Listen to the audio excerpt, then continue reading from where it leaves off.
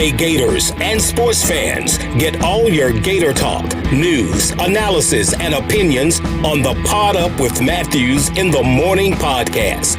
Find us on your favorite podcast platform or watch us on Facebook Live between 8 a.m. and 9 a.m. every weekday. Pod Up, because we are Gator fans. So say it's great to be a Florida Gator. Good morning and welcome to a Wednesday edition of Pod Up with Matthews in the Morning from the Crime Prevention Security System Studios, large enough to serve you, small enough to care. We got JC lined up here on the Titan MR hotline. We're going to be joined in the second portion of the show by the voice of the Jacksonville Jaguars, Frank Frangie, get his thoughts on Urban Meyer and what the Jaguars did in the draft. And I think after this week, I'm going to put the draft to bed. It's exhausting talking about the draft. But we're going to go to the Titan MR hotline, and we're going to be joined by JC. Good morning, JC. How are you? Well, I'm great. I have a draft trivia question for you, though, before you stick the draft to bed. So, well, I mean, aren't you exhausted talking about the draft? Actually, we spent about 20 minutes at lunch yesterday talking about it in the office. Yeah. But that was the first time we were all together having lunch. Hey, look, I get it. It's come and gone. The players are going where they're going. The stories are going to start being written. And, listen, I think it's really great for these kids who are now getting a chance to live out their dreams. And also for some of those who didn't get drafted, who still have a chance to play football with all those free agent signings that happened after the draft. They also have an opportunity. But QB, before I give you this very difficult trivia question that I think you might get, but I'm betting you don't, you got about an 18% chance of getting it. I do want you to know that my Yankees have won 9 out of 12. Well, I was going to ask why you were wearing the damn hat today.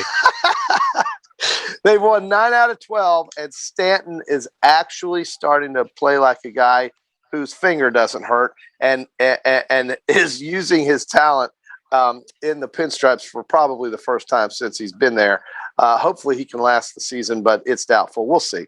At any rate, Corey Kluber he looks like the pitcher that they know he is, 2-hitter the other day, and maybe New York can get competitive and be the team that, of course, they should be.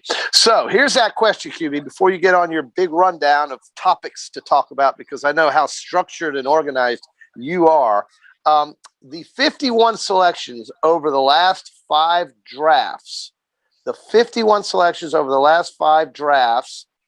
for Alabama ties which team for the most NFL draft picks over any 5-year span in the common draft area, which is since 1967.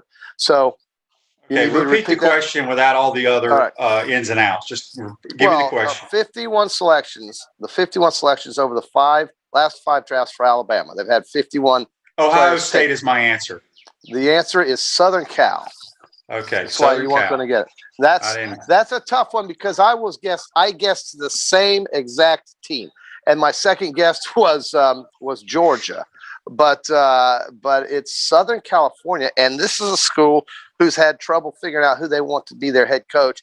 I guess they've settled on the fella they have now, but I didn't think that was the case. This came from Cole Kublik on Twitter, and I didn't know that Southern Cal had as many as Alabama since in a 5-year span since the common draft area began in 1967, which I didn't even know that was true. So I thought it was interesting.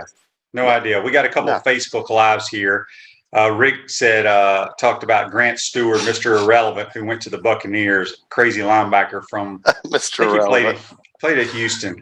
John says, Facebook Live brought to you by Mellon Law. I know we have exhausted the Tebow to Jax, but Tony Khan told Bleacher Report that Urban really believes that Tebow can help the team. I think it's a lose-lose situation personally. Well, ask Frank. I'm going to ask Frank, but I've said my piece about this multiple times. I don't think he can play tight end at all in the NFL. And I'm going on experience. I'm going on people who have played that position in that league saying he can't do it. Mm-hmm. Nothing against him. It's just Reality is what it's called. It's reality. That's exactly what it is. It's called reality. Yeah. Yeah. Okay. Well, all right. Yeah. Go ahead. No, I'm sorry.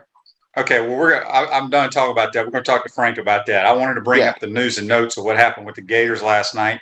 Baseball stays hot. They beat Stetson. JC, you'd be excited about this because, we are all about our spring sports. You are. University of Florida. That's why I have this. We are expanding and adding on to the lacrosse and soccer facilities. Get you some of that, Alabama. How many times have you been to those two places? I've been a couple times. Okay. I was hoping, what Will Muschamp wanted to do was take over the lacrosse facility because that's where they practice during training camp. Right. And it was plenty of land out there. Make that the football-only facility is what Will tried to do while he was here. Move lacrosse and soccer practice over to where football practice is now, which honestly makes a ton of sense. I got a better idea. Let's keep it all close to the stadium and make the old baseball area the football facility. Why does it got to be close? It's still part of campus. Just because I don't know why you want to get kids on a bus every day. I don't know. I mean, you don't, Jason. Why would they be on a bus? Well, isn't that area where the lacrosse stadium is kind of down there by Lake Alice, far off? Okay, you didn't hear what I said. If it is a football-only facility, yes, they go to the football facility, they get dressed, they eat, they practice, they meet. You don't have to go anywhere else. Oh, I'm sorry, they don't go to class, right? So that doesn't matter. Well, they don't. None of them live on campus, so what does it matter? Yeah, well, I don't know. Usually students go to class. I guess not at Florida. You didn't? Okay, here's what I'm trying to tell you. Classes at Florida. Kids, the only athletes that live on campus are a freshman. Nobody else lives on campus.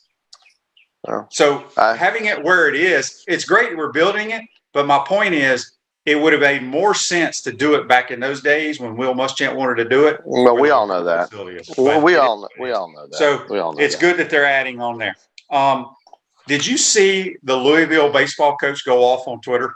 No, but somebody mentioned it. What did he say? Well, Louisville is always a very good baseball program. Yes, I don't know what their record is this year, but they're going to be hosting. Right. And he just goes off in this interview on Zoom about his team has not played in a regional atmosphere the entire year. They're lackluster. They need to open up the ball. I mean, he just goes off. It was outstanding. The kids are apathetic because of the administrators, is the way I look at it, and I understand that. These college presidents need to get their kids on campus, and I think that's part of the issue. I really do believe that this is not a college environment or a college experience for many kids in college today because of something that we were worried about a lot more last year in terms of social distancing. Right now, things are opening up. If they weren't opening up, why would we be making a big deal out of these vaccinations?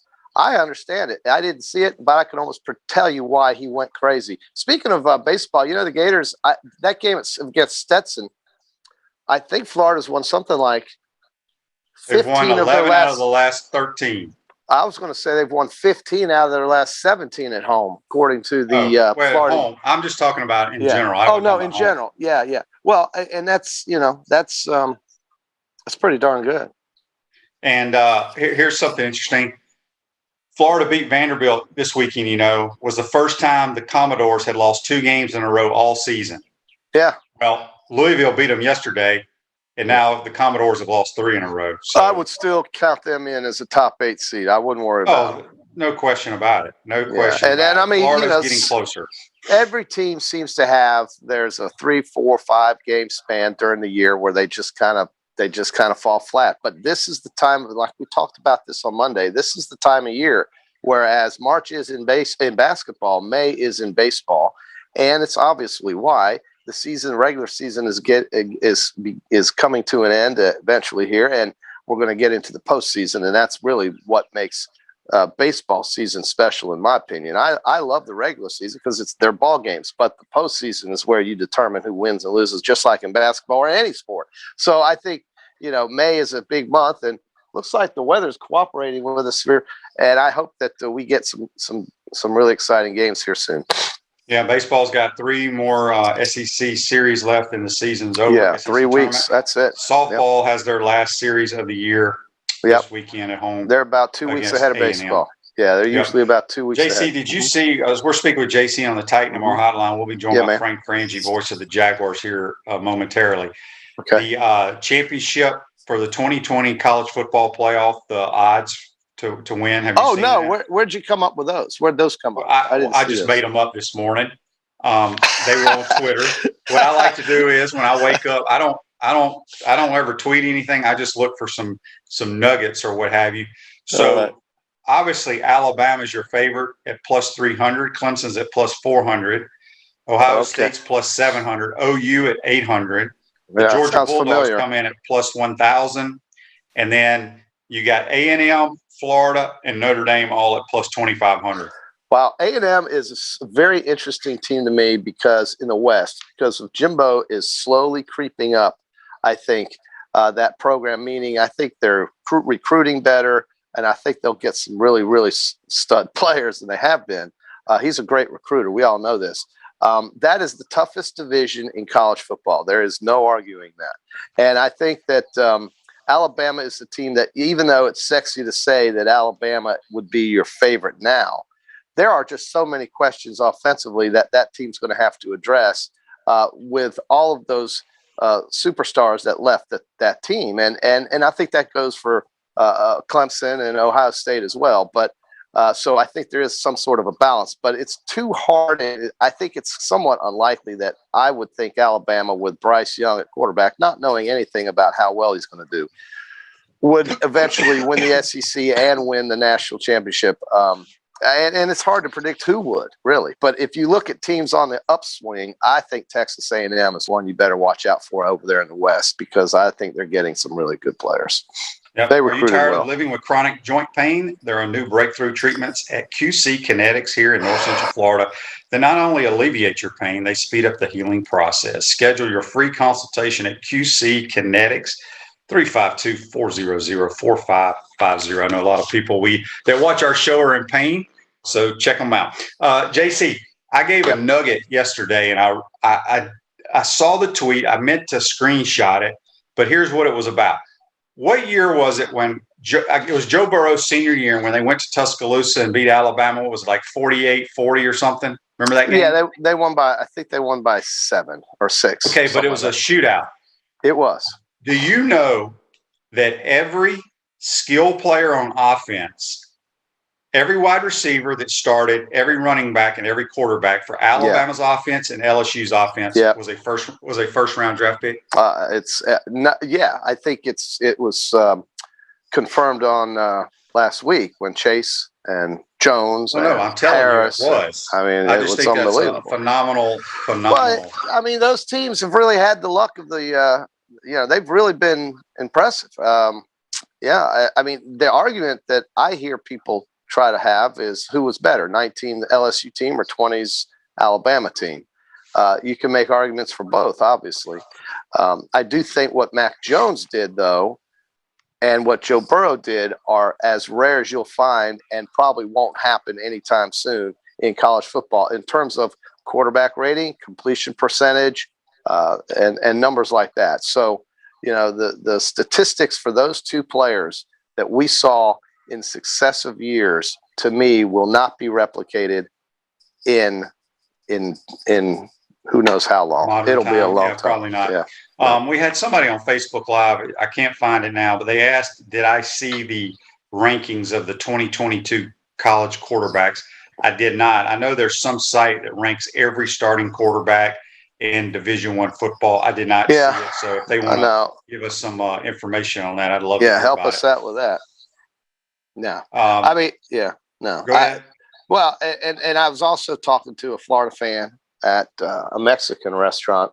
And he asked. You're supposed to go to the Mexican restaurant tonight, JC. That's Cinco de Mayo, right? Yeah, well, I did Cuatro de Mayo as well. And so I might do Cuatro, Cinco, and Seis de Mayo. How many tacos did you eat? No, I go for the Pelusa Texana at Peppers. But having said that, the person said, hey, what's Florida going to be? How are they going to be able to replace all those studs they had on offense? I said, well, with new players that we don't know about. And I said, but what you should expect is that Florida's offense going into this year will have no resemblance whatsoever to what you saw last year. And I said, if you want to get an idea of what Florida's offense could be like this year, and I'm just guessing, pull up Nick Fitzgerald's senior year at Mississippi State. And that's the kind of offense I think we'll see at Florida, which, look, they scored. They were effective. It's just a different type of play calling, different style of player at the quarterback position. And I hope Florida fans don't get too loose on the guys that they have coming in now, because it's not fair to think that they're going to be, Pitts, Trask, and the guys, Tony and Grimes and so forth. It's going to be night and day. Shorter. So I guess the 2022 or 21, whatever it is, quarterback rankings, they said Spencer Rattler's number one. He's talented. He had a great freshman year toward the end of the season and was really effective. It took him a while to get his feet, to get his skis straightened out. But after that, he did have a whale of a season for a young guy. And Oklahoma's going to have all their bullets in the holster there. So I think that's going to be a very interesting league. I think the Big 12 has the potential of being one of the more exciting leagues, because I think it's going to be, there could be 3-4 teams really compete for that with Oklahoma, Iowa State, Texas, and so forth. So I would say Oklahoma State. So I think that's got a potential of being a really exciting conference. Even West Virginia, I think, is going to be pretty tough. Yep. Speaking with JC on the Titan MR hotline, we'll be joined by Frank Frangie, voice of the Jacksonville Jaguars, momentarily. Nat says on Facebook Live, Emory is a better QB than Fitzgerald. We'll see. We don't know that. Don says Tebow would help the climate inside the locker room. He's a winner. There's no doubt about that, but that doesn't go very far. I don't know. In an NFL locker room, people don't care. QB, maybe not. But look, these guys that are coming into Jacksonville right now, they don't care what Tebow did in Denver. They really don't care. Well, it has nothing to do with Denver. I mean, it comes from a respect factor, okay? A respect factor. Yes, he won a national championship for the Florida Gators in 2008 against Oklahoma. Okay, nobody cares right now in that Jacksonville locker room about any of that. He was a superstar at University of Florida. Whoopee. All of those players are superstars. He's a great guy, yes. But I think these players have, today are focused on so many different things than history or who was a rah-rah guy back 12 years ago. Maybe I'm wrong about that. You're exactly right, because once you walk in that NFL locker room, it's all about you because it's your job. Making a team. If you win, if you lose, you don't give a dang. I mean, you want to win, obviously, but you don't care, because on Monday, guess what? Direct deposit is going in your account, win or lose.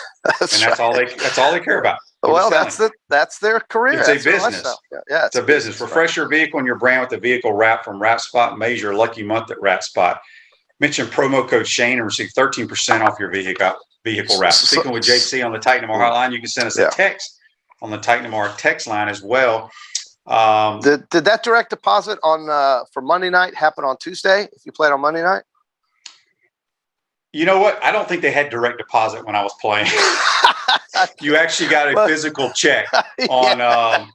It was usually on in your mailbox in the football building. Yeah, or they'd have some little intern come around and hand it to you while you're sitting in your locker. But it was. I can't remember if it was Monday or Wednesday you got your check. It varied from team to team. Okay. All right. Well, some teams, now we have Thursday night football, we have Sunday night football, we have Monday night football, and of course Sunday. So back then you didn't have Thursday night football either. So I don't know if I don't think they had Thursday night when I played. No, I can't remember. I can't remember that far back, JC. It's been so long. It's been what are we going into? 2021. It's been 15 years since the last time I played. But you can remember the call on 3rd down and 6 against Georgia. What's he going to call? You can remember his playbook. You remember that. I remember all my playbooks. That's easy. Okay, that's easy, right? Yeah, that's easy stuff for me. Yeah. Well, payday was important too, QB. It was. Yeah. JC, guess what time it is? It's 8:20. That's time for the Peachland Dental Picks Contest. You got Peachland Dentistry, Gator Nation's #1 choice for dentistry in Port Charlotte and surrounding areas. Visit them at peachlanddental.com and join us every Wednesday now when we break down our golf picks. So that's the only thing you can pick now. You had a good. I won last week. Let's just make it that simple. It was a good. Well, no, I'm just saying you pulled out a pretty good one there. Who finished third by himself? That's noteworthy, I would say. We got a big tournament though this week at Quail Hollow. It's almost like the sixth major, not the fifth major like TPC. Right. No, this is a big one. This is the biggest one, other than maybe the Memorial that Jack has, where this is not a major, but it's a tournament that all of the players love because they love the golf course, and it's a great field that gets up and shows up. And then kind of gets warmed up for that next major, which, of course, we know this month will be the PGA Championship. All right, JC, I'm going to let you go first. John Rahm. You love the Spaniard. Well, I think he's pretty consistent, and he usually gets going right before and during a major. So I do think he's that kind of talent, yeah. Well, I'm going to go with the guy. I really like his game. I pick him every week, it seems like. You do. Yeah, X-Man. Give me Xander. Well, he is. He's close, man. We still think about how he played at the Masters in that one darn hole. Actually, it was 2 holes that hurt him, in that tournament that almost was his. But it was close. It just no cigar. I don't want to keep picking the same guys every week because it would be real easy for me to take Justin Thomas. And what value am I giving everybody here on the Peachland Dental Picks Contest by taking a guy that you're probably going to take since I won't take him? But really, I got to find somebody who's got a chance. I got 2 guys that you're not going to pick. I can promise you. Well, yeah, I mean, I don't doubt that one moment. I'm going to take it, and he's not playing that well, really, to tell you the truth. But I think he's going to break through and have a good tournament. I'm going to take Tommy Fleetwood. Okay. I just saw my 2 favorite golfers are playing this week. Yeah, so you're going to take one. Ben On and Sunjay M. No, although they are some of your favorites. They are. I love them. No, I'm going with Webb Simpson. Oh, you do like him. Okay, I'm going to take. He plays. These are like this is like one of his home tracks. So right. Well, I'm going to give you, and typically this is a Patrick Reed kind of pick or a Dustin Johnson or a JT kind of pick, but instead, I'm going to give you the one of your favorites, Bryson DeChambeau. Oh Lord. I don't know why you can't take that guy just because he gets on my nerves. I mean, he's a good player, but on your nerves. It's so funny. What's that mean? The average fan thinks he wins every tournament. I think he's won once this year, and he hadn't made a bunch of cuts either. Okay, my last pick, JC, Tony Fenow. Yeah, I don't know when he'll break through. I just don't believe he's a good enough putter to win these deals. He can win the Greater Greensboro Open, but I'm not sure about these big deals. He just doesn't make putts, but we'll see. He's got the talent. He can hit it a mile. He is accurate off the tee, but he just has trouble putting. I don't know what it is. Maybe he'll break through. You'll look like a genius, QB. So I've got Rahm, Fleetwood, and DeChambeau. You're going with Schauffele, Simpson, and Finau. Okay. Got it. Wells Fargo, baby. Wells Fargo Championship. And then, let's see, QB, what is the PGA in 2 weeks or? I think it's the end of the month. We got Byron Nelson. Yeah, it's in 2 weeks. We got the Byron Nelson out there in Craig's Ranch, Texas, which is north of Dallas in McKinney. And then we've got the glorious PGA Championship at Kiowa Island in 2 weeks. So 2 big warm-ups, this one and the Byron Nelson. Some will play this one and not play the Byron. Some will play the Byron and not this one. And then the PGA Championship. Boom. All right, before we let you go, at Comfort Temp, comfort is our business. Peace of mind is our promise. From now till May 31st, get our preventative maintenance plan for $169 and save almost 40% off the normal cost. Any maintenance schedule between now and May 31st will be entered to win a Nest thermostat with installation. This day in sports, JC, back in 1904, you know what happened? Oh, wow. The Cubs won the World Series. No.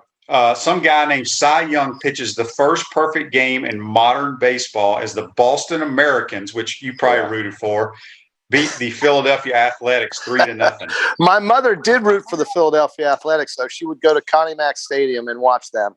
Yes, she did. And you don't have a hat for them? Or were they the Phillies then? They may have been the Phillies. I don't know. Well, I'm getting a Phillies hat for you. I've got 3 new hats coming in today, actually, so I'll bring them on Friday. How's that? Why are you getting new hats? Well, I need them. Oh, okay. If you say so. I do. Okay, JC. All right, man. Have fun with Frank. Hit them Frank's straight. great. Yeah, I love. Hit them straight. Don't drink too many margaritas tonight, or whatever you're going to be drinking. Are you celebrating Cinco de Mayo at all? I seriously doubt that. Don't drink too many Modelos. Oh, those are excellent lagers. Excellent, and the dark's good too. So. All right, that's JC. Join us on the Titan MR hotline. We're going to take our first time out of the program. When we come back, we'll be joined by the voice of the Jacksonville Jaguars, my good buddy Frank Frangie, talking about the Jaguars, Urban Meyer, Tim Tebow, Trevor Lawrence, just a roster full of athletes. You're watching and listening to Pod Up with Matthews in the Morning from the Crime Prevention Security System Studios. We'll be right back. Hey Gators, this is Coach Steve Spurrier. Pod Up with Matthews in the Morning. We'll be right back after this commercial break.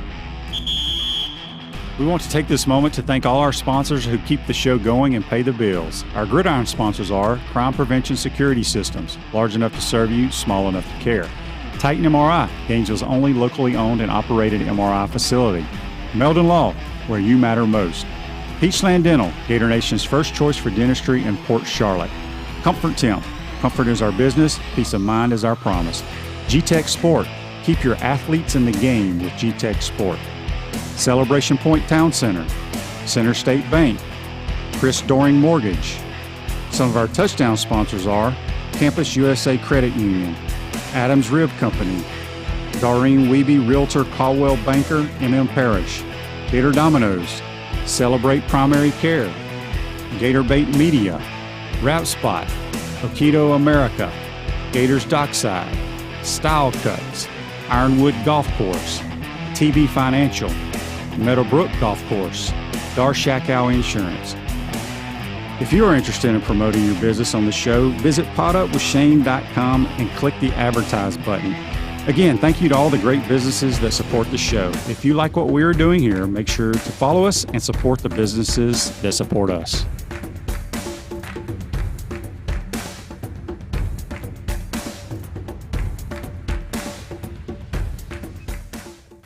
Welcome back to the Crime Prevention Security System Studios, Celebration Points, where the Gators go to celebrate with premium brands like Regal Cinemas, Dave & Buster's, Nike, Palmetto Moon, Skechers, and coming summer of 2021, the HBC's new restaurant, Spurrier's Gridiron Grill, and Visors, Tailgate, and Rooftop Bar.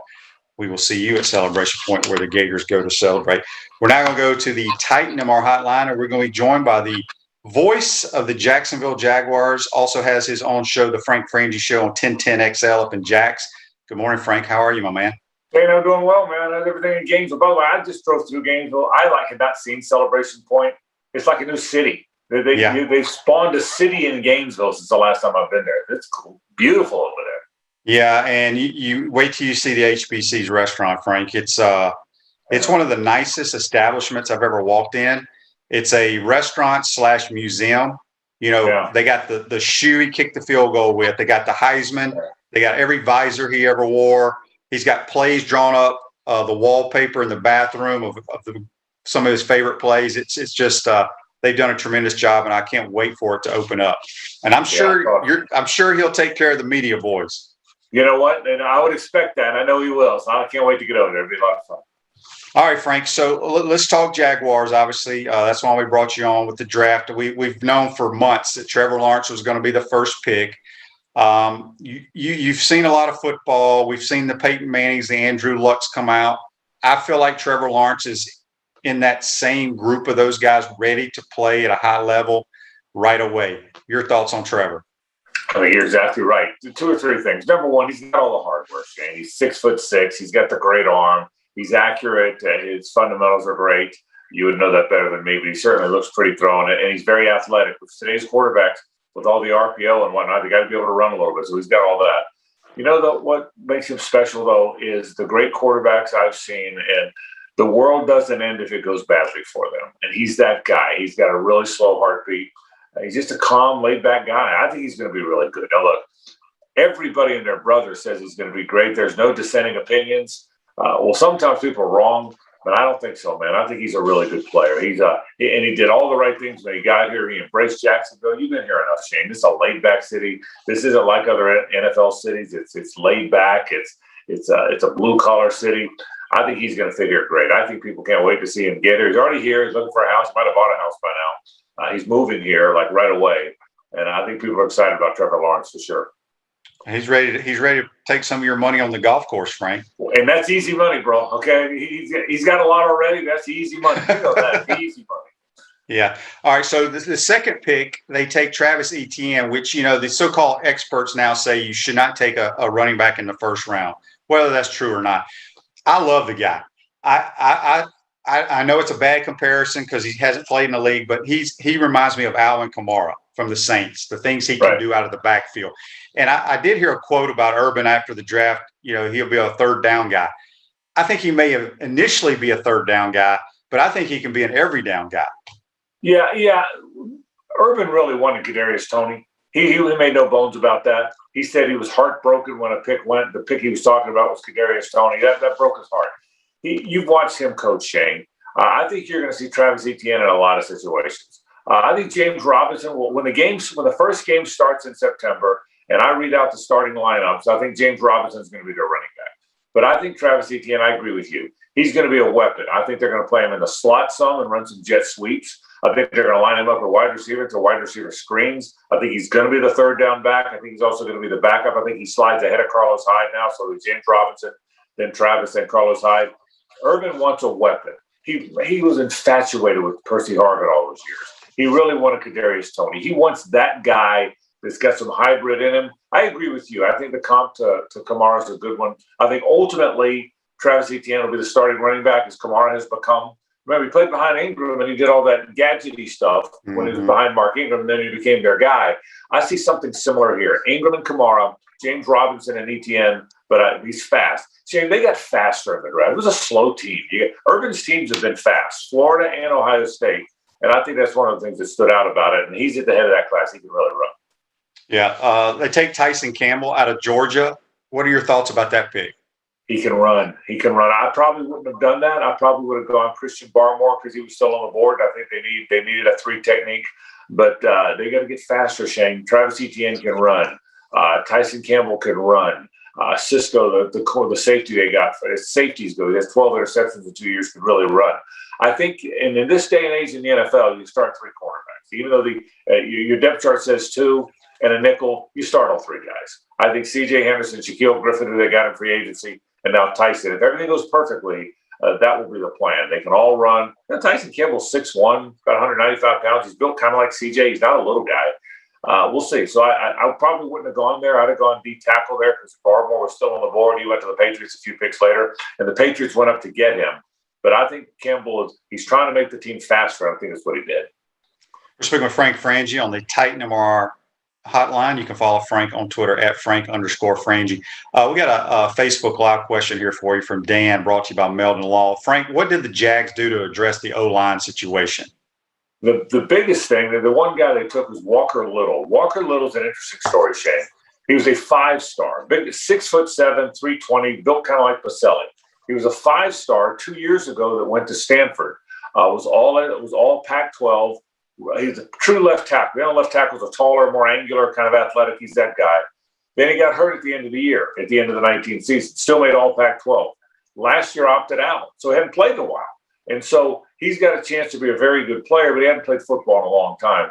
I think he's going to push the 2 tackles. Cam Robinson, the left tackle, John Taylor from Florida, had a terrific rookie season. Wasn't so good last year. Something fell off last year. Same with Cam Robinson. The tackles are talented. One's from Alabama, one's from Florida, but they're young, bro. And I think he'll push them. So the main thing was they went and got a tackle that I think will push the 2 starting tackles. I think Walker Little will be a starting tackle here, maybe the left tackle at some point. But right out of the gate, I think he's going to push those guys. The Cisco kid out of Syracuse, I think he's a pretty good player. Didn't he have a maybe drop because of an ACL a couple of years ago? Had an ACL last year, the early last year. But they think he's going to be ready. He says he's ready for camp. Cheney had 12 interceptions in 2 years. I mean, he's a ball hawk. And again, he's not your grandfather's safety, strong safety, who's almost like a linebacker. You remember the old guy. The old safeties were 220 pounds, and they could fill the run, but they couldn't cover anybody. That was the old. Remember the old strong safety? Oh yeah. They don't do that anymore, bro. They can all run, and this is a guy that can really run. I think he's got a chance to start here. They signed a safety in free agency, but I think I think he's got a great chance. If he's healthy, he's a good player.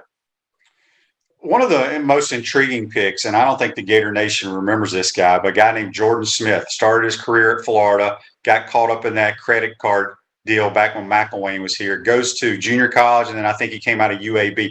This is a big dude that can run. I really like this pick. Yeah, I do too. Shane, he's a little bit raw because of all the moving around. He's tall. He's almost 6'7". He's going to play behind Josh Allen. They're going to go to a 3-4. They're not saying it, but they're going to a 3-4.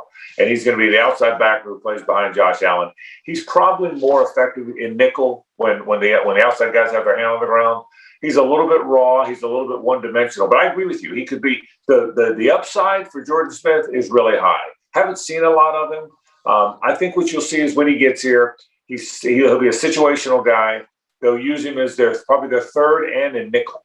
But I agree with you. And I don't remember him much at Florida. I know he was caught up in the credit card thing, right? And that's when he left.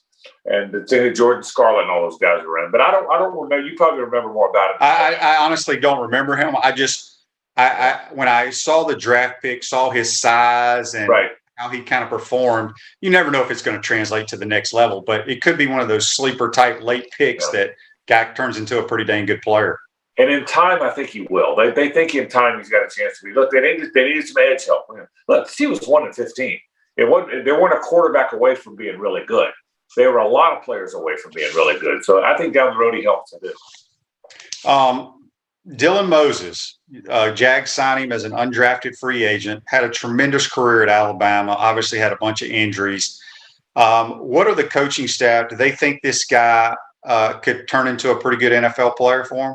You know, it's interesting. There's a handful of guys that 2 years ago were high draft picks. Dylan Moses, I saw some mocks a year ago. People just, they do those way too early 2021 mocks. I saw some after last year. He was in everybody's first round. So I don't know if he got hurt.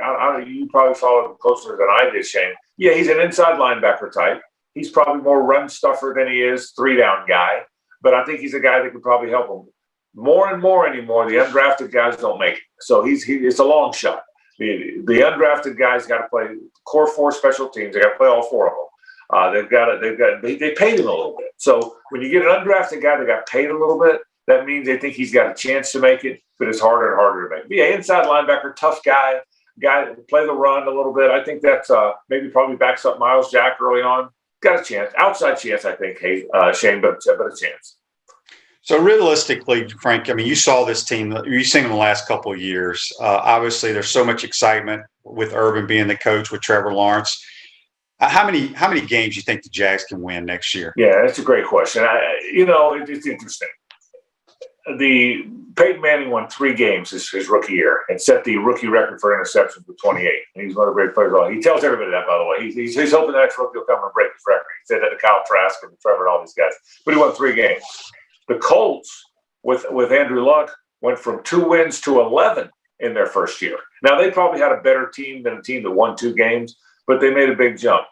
Look, I think Urban's a really good coach. I really believe that. Guys play hard for him. You ever see an Urban team not play hard? They all play hard. Mm-hmm. He understands how to get to kids. Now, it's a different paradigm in the NFL. Trevor Lawrence is pretty good. Can they go from 1 win to 6 or 7? I think they can. There's 17 games now, Shane. I think 6 or 7 wins is realistic. I don't think 12 wins is realistic after you won 1 last year. But I think they'll be a better football. There's still some things they got to get done. I'm not sure they have a slot receiver yet. I might have gone 11. If it had been me, I probably would have gone Elijah Moore at 25 and Christian Barmore at 33. They went Travis Etienne and then Tyson Campbell, 2 fast guys. And again, but I'm still not sure they have a slot receiver, not much depth along the offensive front, and a quarterback that's never played. So there's some questions. But 6 or 7 wins, I think, is realistic on the upside. I'll tell you this. There is excitement, Shane, in this city like there's not been. You're around here a lot. You get to Jacksonville a lot. There's excitement here that there hasn't been about the Jaguars in a long time. 13 of the last 14 years are losing seasons. 13 of 14 losing seasons. That one great season in 17, But other than that, they really struggled. So the fact that people are this excited, they're selling tickets, really selling them. So there's excitement around here for the first time in a while. Well, speaking of excitement, obviously the news broke, I think, last week about old Timmy T trying to go play tight end for the Jags and his old college coach. Yeah. Do you, Frank, think they're going to sign him? My personal opinion, and I love Tim, I just don't think he can play tight end at that level because I've seen it personally, and talking with the Ben Troops of the world, they don't think he can either. But do you think Urban rolls the dice and signs him? Yes, I think he's going to go to camp. Why not? It won't cost anything. So I think he's going to go to camp. I think he's going to go to camp with them. Let me give you my thoughts on the whole Tebow thing. And you know way more about this than Ben Troops certainly knows way more about it than I do. But I'll give you my take on it.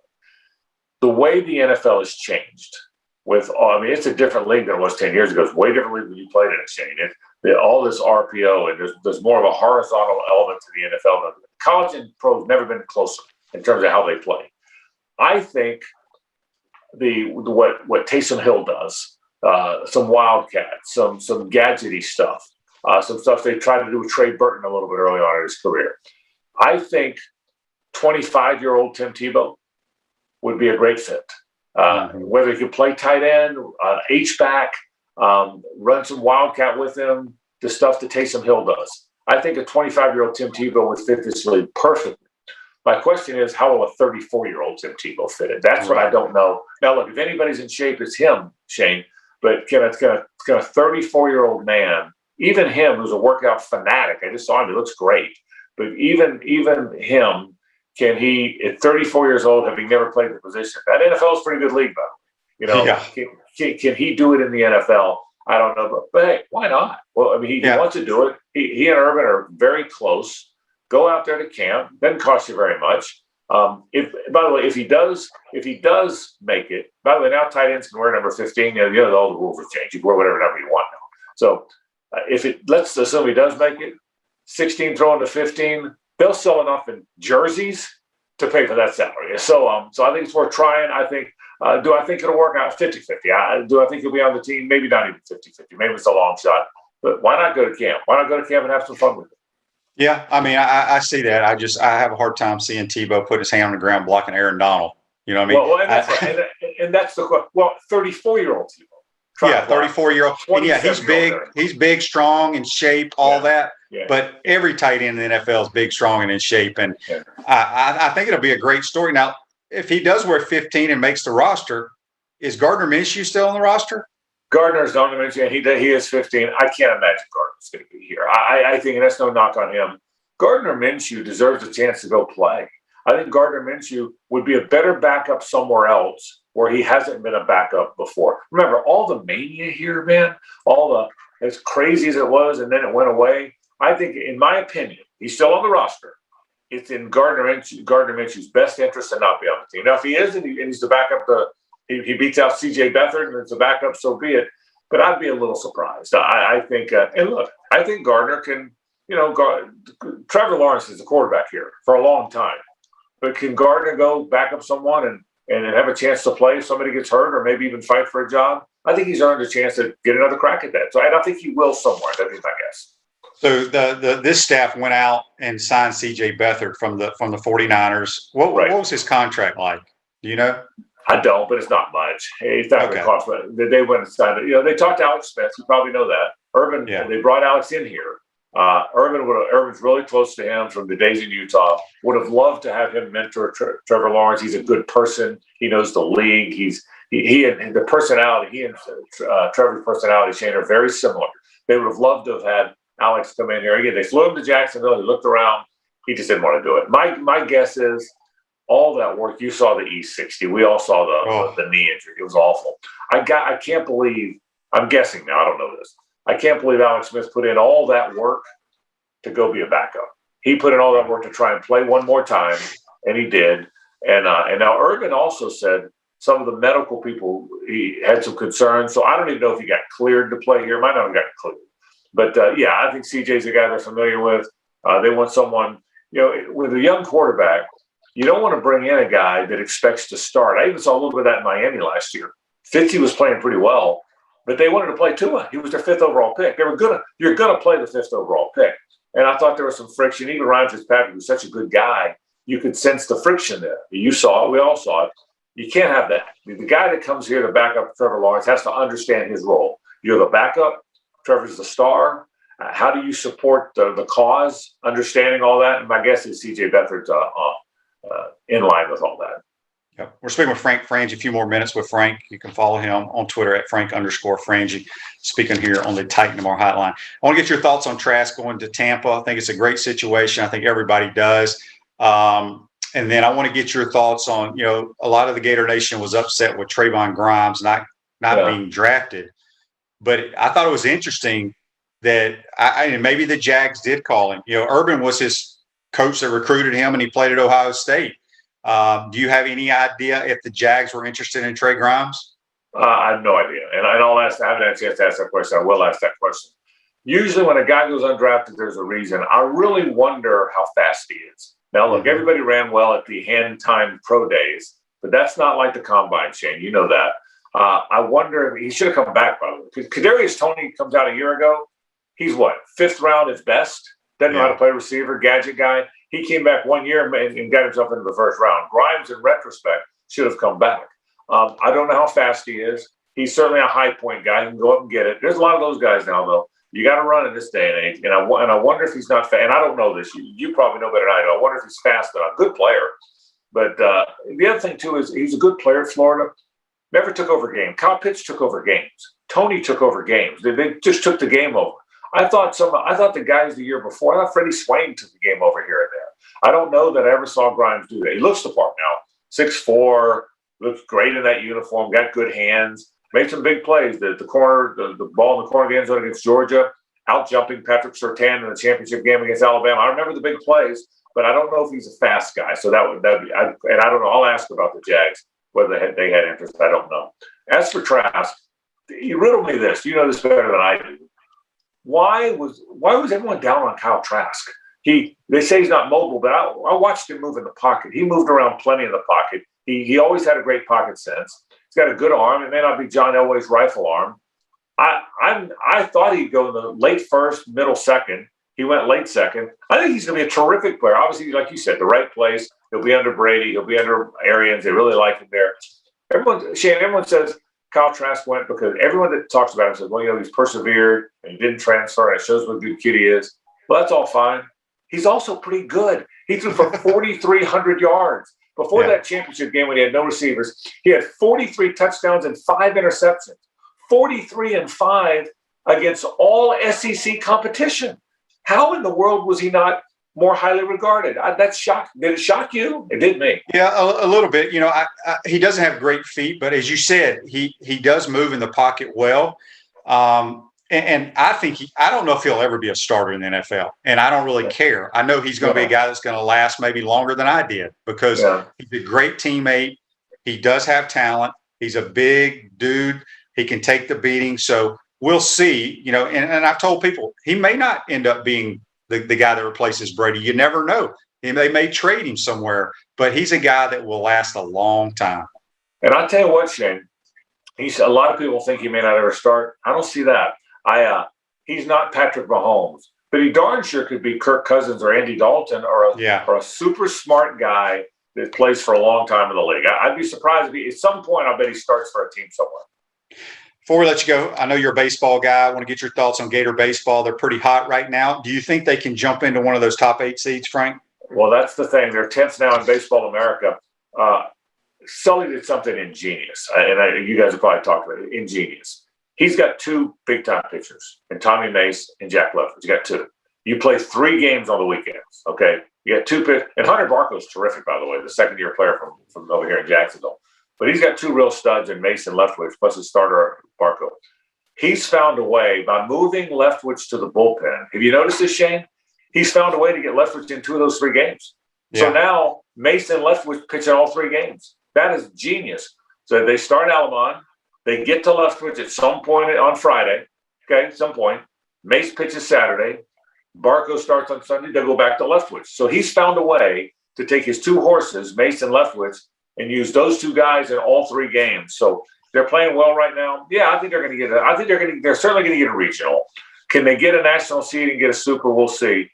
Big series against Vanderbilt. Winning that Sunday game was critical. Look, they're at Kentucky, who can be sneaky good, and that's a road series. Georgia is pretty good. They come back home to play them, and then they got to go travel to play the best team in the conference and maybe the best team in the country. So it's not easy, but yeah, I think they're playing better than they have. He's got his lineup right too, by the way. This Hickey second, Fabian third, Armstrong because he's a big guy fourth, and McMullen fifth. He's got his lineup right. Leave the lineup alone, hit a bunch of home runs, see what happens. Yeah, I think I'd be more surprised if they're not a national seed than if they are. Yeah. Last thing, you do tremendous work with your charity, Walk-Off Charities. Tell us real quick what it's all about, and if anybody wants to donate, what they need to do. Shane, thanks for asking. I won't go long yet. It's walkoffcharities.com. What we've done is we've built a charity over here that helps inner city children play baseball. You know the stat. In the 70s, 27% of all major leaguers were African American. Now it's only 7%. It's become a suburban sport, a rich kid sport, and we're trying to mitigate that a little bit. Over the weekend, I'm really proud of this. We launched the league with 31 teams from 10 different parks, all inner city children who are in spanking new uniforms, thanks to our friends at Baker Sports. And it's one of the most, it touched me more than anything I've ever been involved in, Shane. So we're helping little kids with brand new uniforms and brand new gloves. Kids in Jacksonville who are 9 and 10 years old who've never even seen the beach. It's just a tough life. And so we're trying to help them. So thank you for asking about it. Walkoffcharities.com. People can donate or ask more questions about it. And we'll take all the help we can get. I can tell you that. Yeah, it's cool seeing the pictures because some of these kids, they don't even know how to wear their baseball uniform. They don't know. Shane, they don't know if they're left-handed or right-handed. But they love having that uniform, boy. They're having a big time. They really are. Yeah. Frank, appreciate you taking time to talk about the Jags, my man. We'll get you back on here pretty soon. Be safe. Hit them straight today. All right, Shane. Anytime. Thanks, buddy. That's Frank Frangie joining us on the Titan More Highline. Going to take our second time out of the program. When we come back, we'll wrap up this Wednesday edition. Thanks, Frank. We want to take this moment to thank all our sponsors who keep the show going and pay the bills. Our gridiron sponsors are Crime Prevention Security Systems, large enough to Cornerstone Financial, McDonald's of Gainesville, My IT Masters, Gainesville Neon and Signs, 84 Lumber, Tropical Smoothie Cafe, Chick-fil-A on Archer Road. Okay, so I need to stay here and close the show. Dowling Signs, Chomp Carter Apparel, pretty quick. Ruse Ogra Agent, State Farm Insurance, Silver Cube Billiards and Sports Bar. If you are interested in promoting your business on the show, visit potupwithshane.com and click the advertise I think button. Tomorrow, Again, thank you to all the great businesses that support the show. If you like what we are doing here, make sure to follow us and support the businesses that support us. Yeah, Quezzy.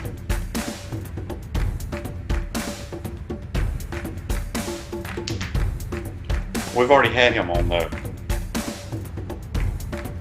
I know, but I don't know what else I'm going to ask him. And plus, he's not real great at coming. We're looking for all type of restaurant people, managers, servers, bartenders, hosts, cooks, dishwashers, bussers. If you think you're good in the restaurant business, then give us a call. Spurrier's Gridiron Grill job fair is open now through May 15th. All you have to do is go to spurriersdraft.com and fill out an application. We're looking for the good team members, and we're looking for people with a wonderful attitude that can make Spurrier's Gridiron Grill the best we can possibly be. To apply, go to spurriersdraft.com. Welcome back to a Wednesday edition of Pot Up with Matthews in the Morning. Center State Bank is becoming South Bank. We still put business first. We understand that small businesses need a community business partner that they can rely on. South State will still have 4 convenient Alachua County locations. South State Bank, banking forward, member FDIC. I want to thank JC for joining us on the Titan MR hotline. Also, our good friend Frank Frangie, the voice of the Jacksonville Jaguars. You can check him out daily over in Jacksonville on the Frank Frangie Show on 1010 XL. Tomorrow's program, we'll have Brent Beard talking college football. We're going to bring back the Baker Sporting Goods High School Roundup, talk a little high school baseball, softball with the playoffs starting in full effect. Hope you enjoyed today's show, folks. Today's show's a wrap, brought to you by Wrap Spot. Be safe. We'll see you tomorrow.